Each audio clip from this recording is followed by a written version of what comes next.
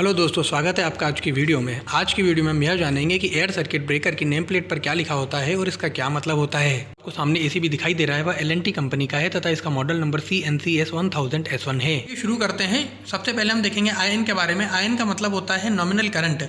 किसी भी circuit breaker का नॉमिनल करंट वह करंट होता है जितना करंट वह आसानी से झेल सकता है और उतने करंट पर सर्किट ब्रेकर को कुछ नुकसान नहीं पहुंचेगा। इसके अंदर जो इंटरनल पार्ट लगे रहते हैं वह डैमेज नहीं होंगे और आसानी से पावर फ्लो होती रहेगी।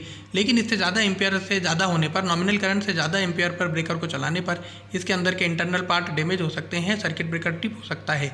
इसलिए कोशिश यही करनी चाहिए कि हमेशा नॉमिनल करंट से कम पर ही सर्किट ब्रेकर को ऑपरेट किया जाए। अब बात करेंगे यूई के बारे में। यूई का मतलब होता है ऑपरेटिंग वोल्टेज। हमारा सर्किट ब्रेकर कितने वोल्टेज पर ऑपरेट करेगा, तो इस सर्किट ब्रेकर का ऑपरेटिंग वोल्टेज 415 वोल्ट है।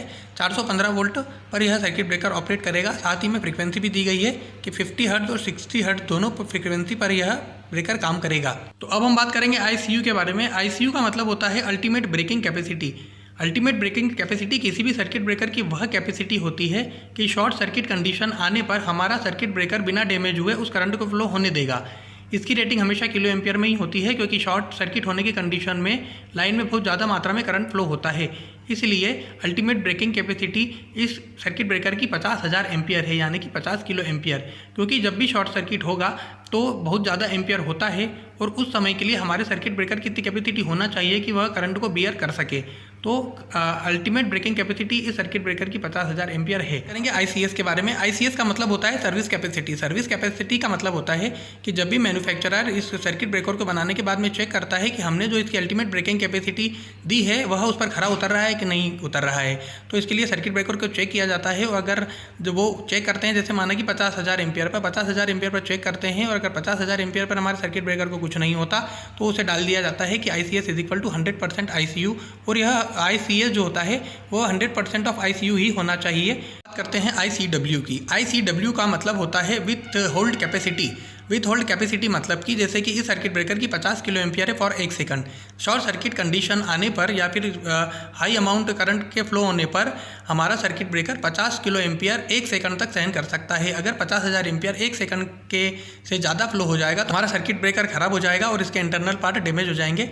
तो यह जो विथ होल्ड कैपेसिटी होती है, इसके नाम से स्पष्ट है कि कितनी देर के लिए और कितने किलो एम्पियर हमारा सर्किट ब्रेकर सहन कर सकता है, यह रेटिंग बताती है।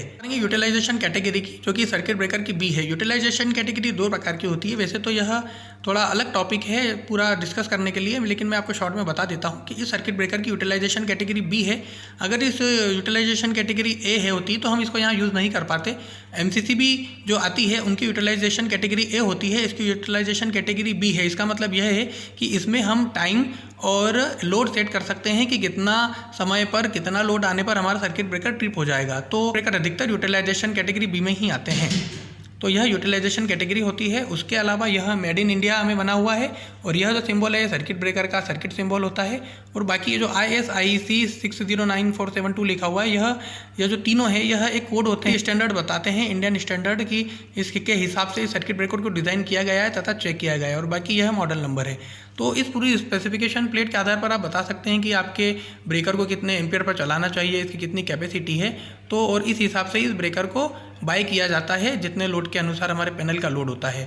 तो आज की वीडियो में बस इतना ही। अगली वीडियो में हम बात करेंगे कि यह जो इसकी माइक्रो प्रोसेसर सेटिंग होती है, सेटिंग कैसे की जाती है और कितने पर सेट इसे करना चाहिए।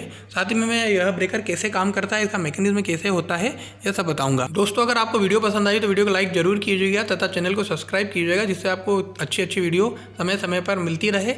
वीडियो को अंत तक देखने के लिए धन्यवाद।